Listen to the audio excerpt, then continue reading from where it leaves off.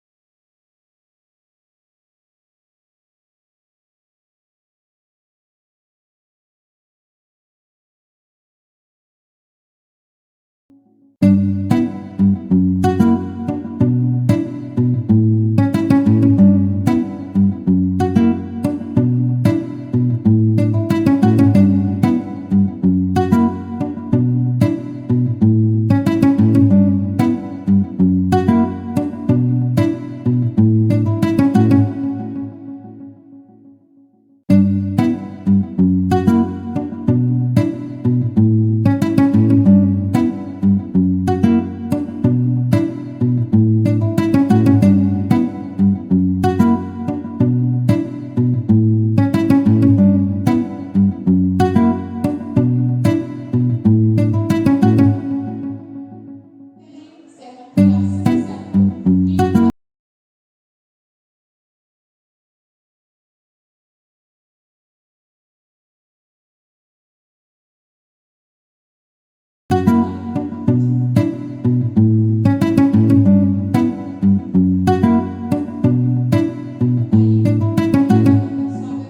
संबोधक हमारे नीच नीच हमारी नीति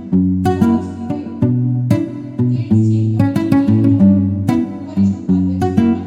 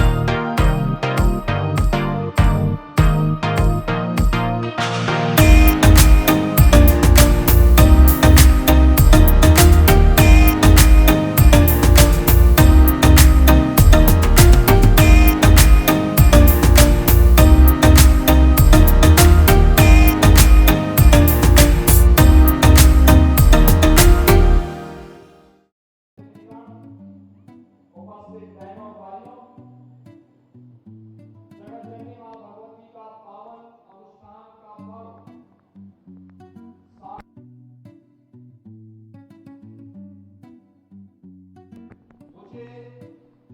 भगवान संभवनाथ की इस पावन धरा पर श्रावस्ती में आने का अवसर प्राप्त हुआ।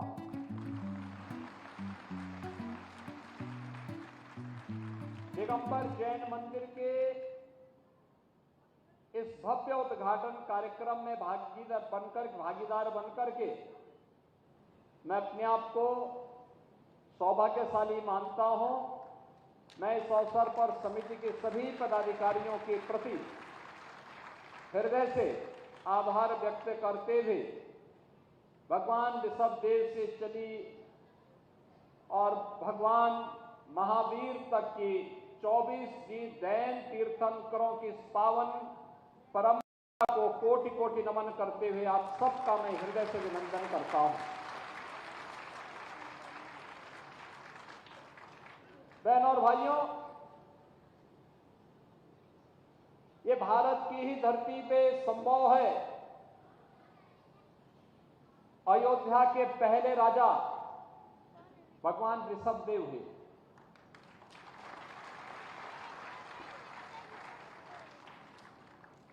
और भगवान ऋषभदेव से जो परंपरा आगे बढ़ी, उसी परंपरा में कई पीढ़ियों के बाद भगवान श्री राम का जन्म होता है। उसी परंपरा में गंगा मैया को धरती पर लाने वाले महाराज भगीरथ भी पैदा होते हैं।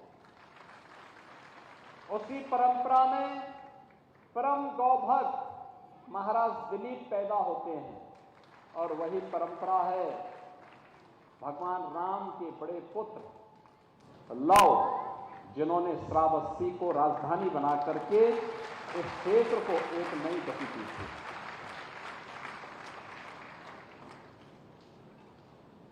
आप अनुमान करिए, उत्तर प्रदेश की धरती इस मामले में सौभाग्यशाली है कि 24 पावन तीर्थंकरों में 16 हमारे उत्तर प्रदेश में अवतरित हुए। हमारी अयोध्या, हमारी काशी ऐसे पावन जैन तीर्थंकरों की पावन धरा के रूप में विख्यात है और उनकी कृपा आज भी वहां पर हम सबको देखने को मिलती है। मैं गत वर्ष अयोध्या में भगवान ऋषभदेव के पावन मंदिर पे गया था। माता ज्ञानवती जी से वहां पर मुझे दर्शन करने का सौभाग्य प्राप्त हुआ था और मुझे बहुत अच्छा लगा था। कितनी कठिन साधना, तप है, संयम है, और उस संयम और तप से उपजी हुई सिद्धि पर आधारित है जैन परंपरा।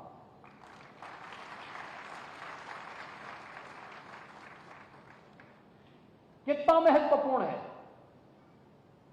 जीवन को शुद्ध बना करके, तपा करके कैसे हम जन्म जन्मांतर के रहस्यों को और चराचर जगत के रहस्यों का उद्घाटन कर सकते हैं। ये अपने उपदेशों के माध्यम से जैन परंपरा से जुड़े हुए हमारे संतों ने, साधियों ने और इस परंपरा में रमे बसे उन सभी अनुयायियों ने अपनी साधना से, अपने तप से इसको बनाया है। और जब हम श्रावस्ती की बात करते हैं तो पौराणिक काल में ही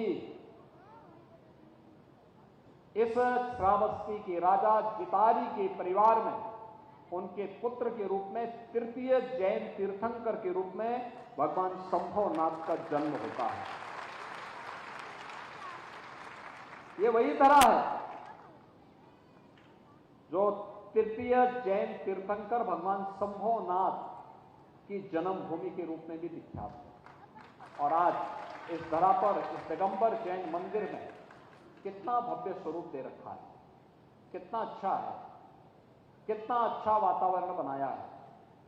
इतने सौहार्दपूर्ण वातावरण में इस मंदिर के लोकार्पण कार्यक्रम के साथ मुझे जुड़ने का अवसर प्राप्त हुआ है। मैं इस अवसर पर आयोजकों को हृदय से बधाई देता हूं, अपनी शुभकामनाएं देता हूं। बहनों और भाइयों, हमें सब इस बात को ध्यान में रखना होगा कि भारत की इस परंपरा ने हमेशा इस बात पर विश्वास किया है और वो विश्वास उनका था, धर्म के बारे में उनका मत कोई भिन्नता नहीं, एक ही बात था, यानी लक्ष्य सबका एक है, मार्ग अलग अलग हो सकते हैं और उन मार्गों का अनुसरण करते हुए हर जैन अनुयायी भारत की सनातन परंपरा का पालन करते हुए मजबूती के साथ उसको मजबूती देने में हमेशा सहयोगी रहा है, पूरी मजबूती के साथ उसको आगे बढ़ाने में अपना योगदान देता रहा है। भगवान ऋषभदेव अयोध्या के पहले राजा से प्रारंभ होती है व्यवस्था। जड़ भरत भी इसी परंपरा में पैदा हुई थी, यानी कितनी सर्वश्रेष्ठ परंपरा है। उन लोगों के लिए कल्पना है जिन्होंने कभी शांति और संयम का परिचय नहीं दिया है, जिन लोगों के पास थोड़ा सा वैभव आया नहीं कि उनकी गर्मी सामने आने लगती है और लोगों की शांति को छीनने का प्रयास करते हैं।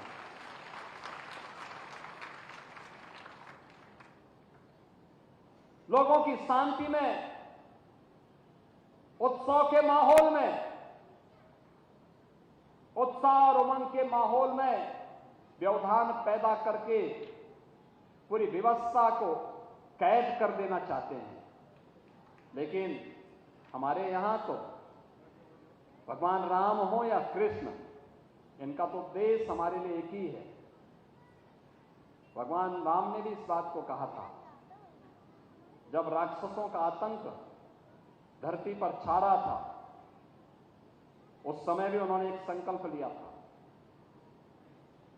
और उस समय उन्होंने जो घोषणा की थी, ऋषि परंपरा को, संतों की परंपरा को अभय देते हुए, निस्सरहीन करो मई भुज उठाए प्रण की, यानी मैं अपनी भुजाओं को उठा करके प्रण करता हूं कि इस धरती को राक्षस विहीन कर दूंगा।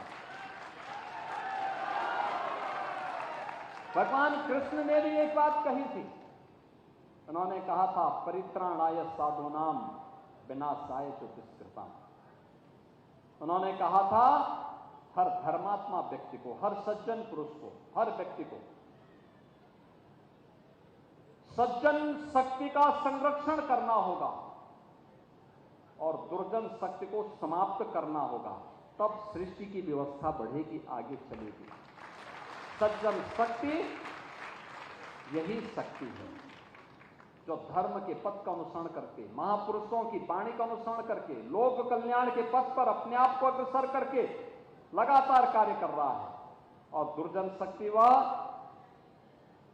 जो दोषों को चैन से नहीं बैठने देती, सबका हड़पना चाहती है, लोगों पर अत्याचार करना चाहती है, शोषण करना चाहती है।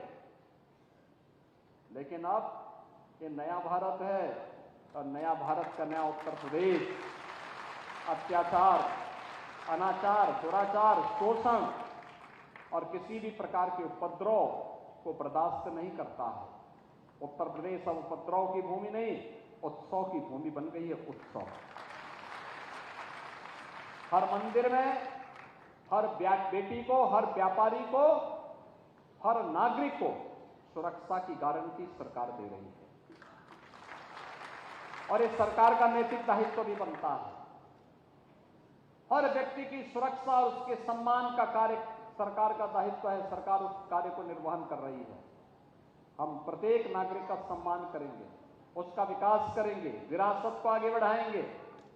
लेकिन अगर सुरक्षा में कोई सेंध लगाएगा तो सख्ती से सरकार उससे निपटने का काम भी करेंगे, क्योंकि ये हमारा धर्म कहता है।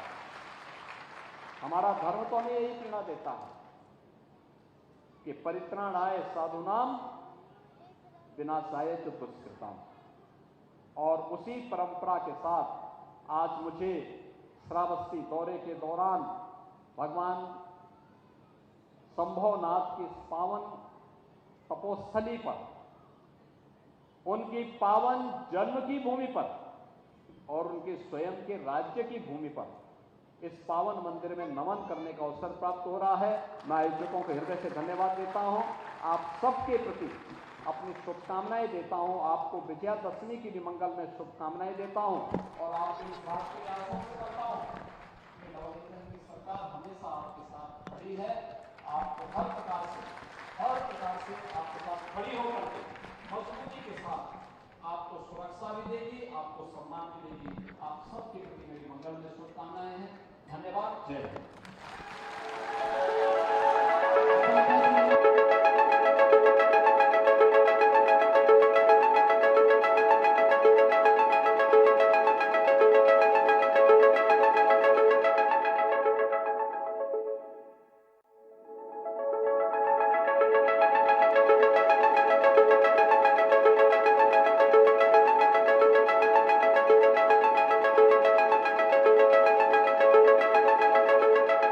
क्षमा breaking Jain news YouTube channel पर विज्ञापन देकर धर्म प्रभावना में बने सहभागी।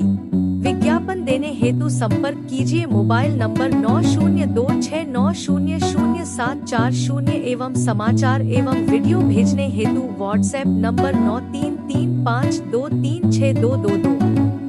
क्षमा breaking Jain news YouTube channel देखने के लिए आपको बहुत बहुत धन्यवाद। सादर प्रणाम। सादर जय जिनेंद्र।